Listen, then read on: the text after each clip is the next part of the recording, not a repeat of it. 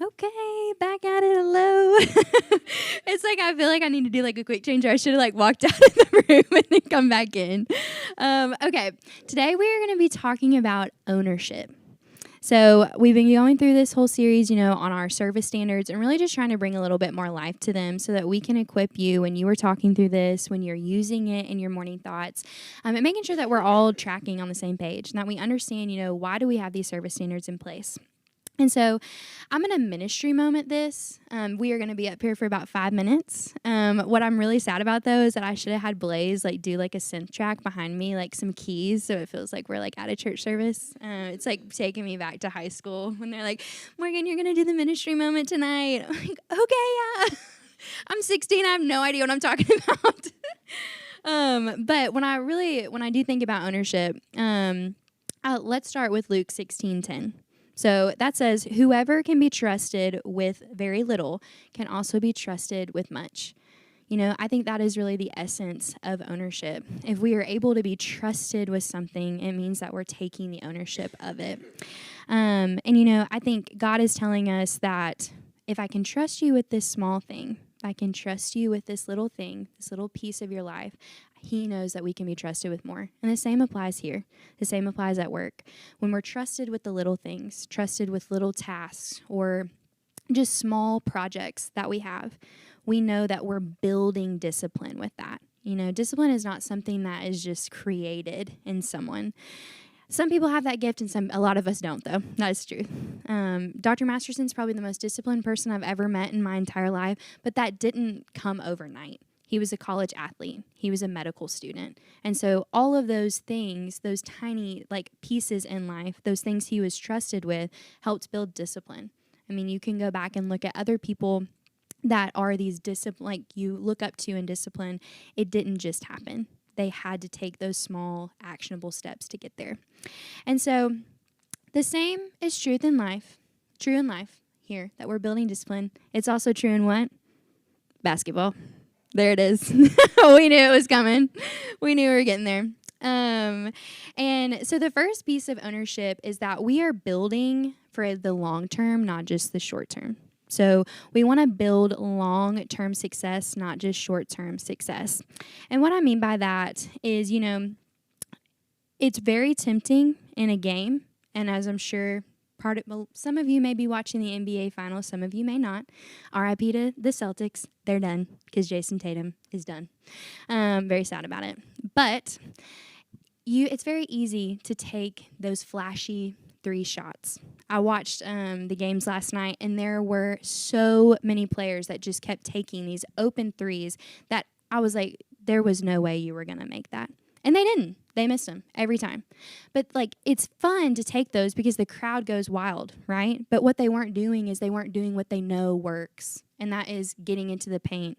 It's taking shots that they know, I can actually make that. I'm not just, throwing the ball out of thin air just because I want the crowd to go wild.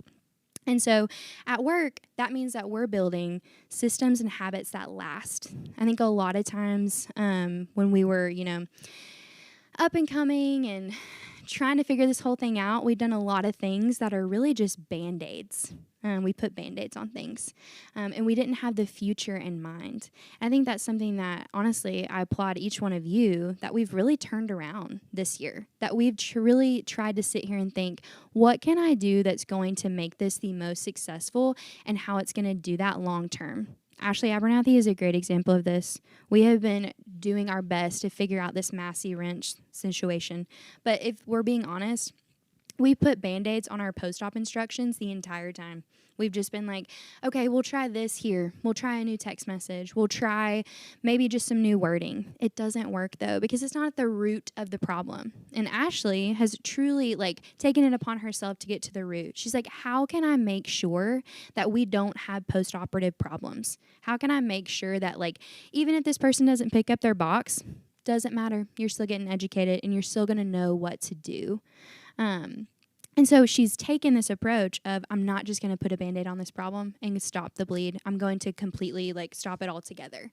And I think that's been really, it's just been really inspiring watching her do that. And I think it's fixing what's broken now so it doesn't break later.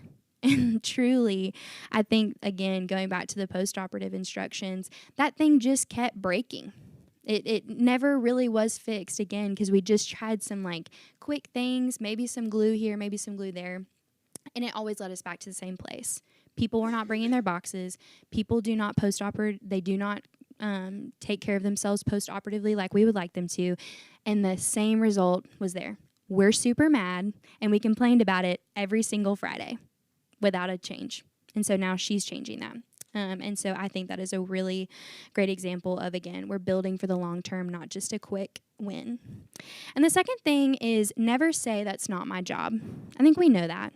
I think we understand, when we say we're going to take ownership, that means we never want to hear someone here say that's not my job. And I think, honestly, each one of you do a great job at not doing that. However, back to our Lawrenceburg day with my sweet surgery team here. They really get the best and the worst of me, but I get the best and the worst of them too. That day was truly a learning lesson for all of us. I think I heard 15 times the phrase in some way, shape, or form, well, I didn't pack that. I don't know who did that.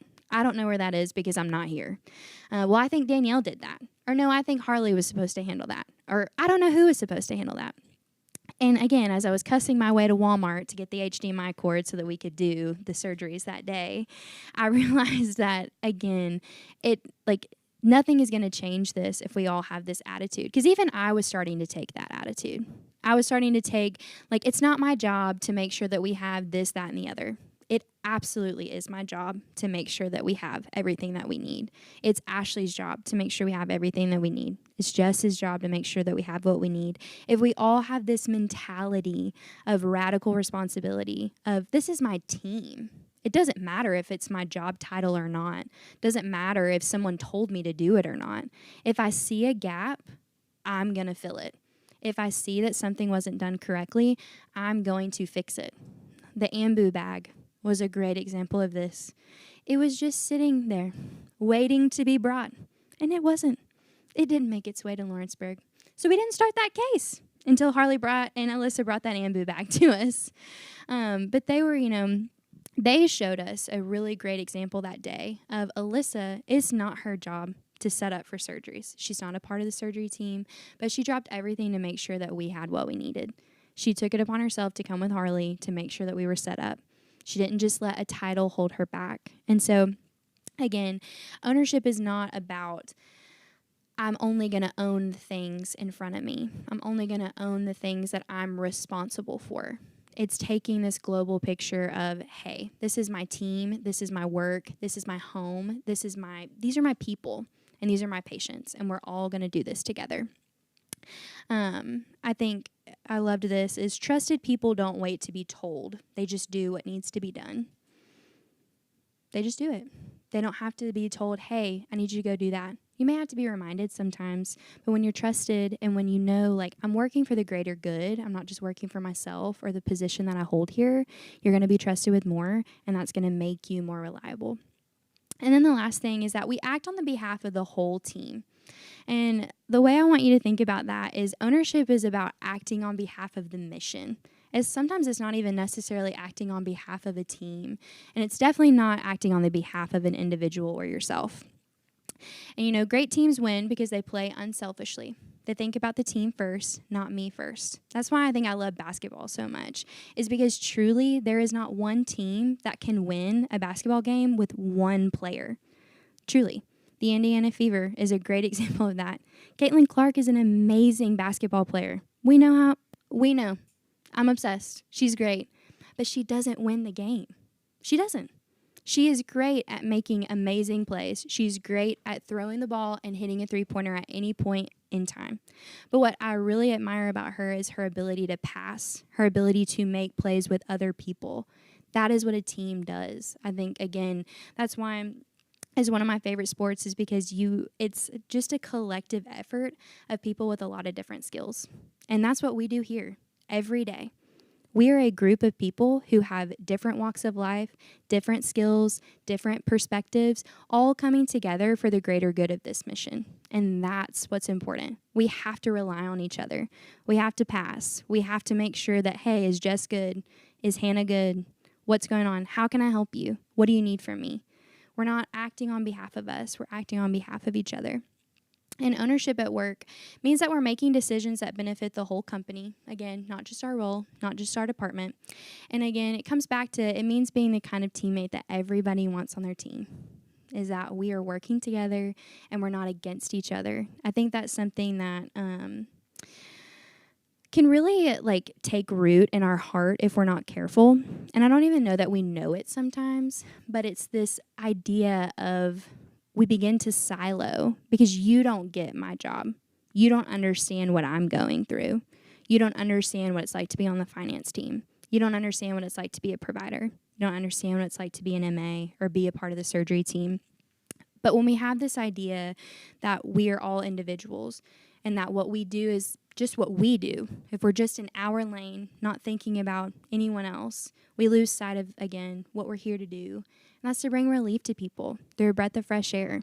It's to care for each other, and it's to advance this mission together. Not one of us can do this. Masterson cannot do this alone. I can't do this alone.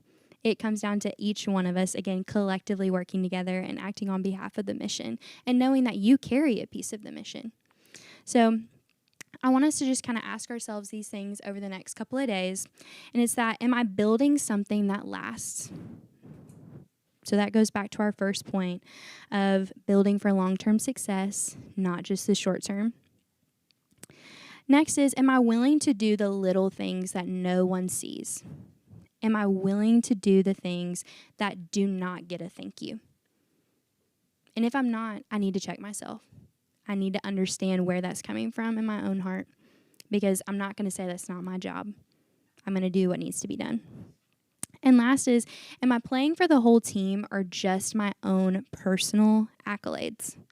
So am I truly doing this because I want the team to be advanced?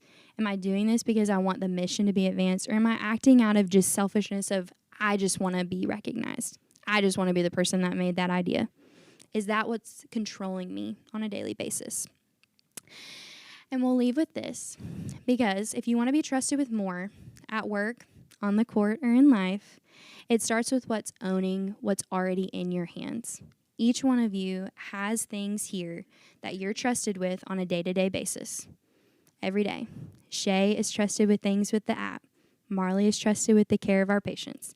Ashley is trusted with our phone system. LaShonda is trusted with our shop patients. You already have something in front of you that you have been entrusted with. So this week, think about, how can I make that a lasting impact on other people?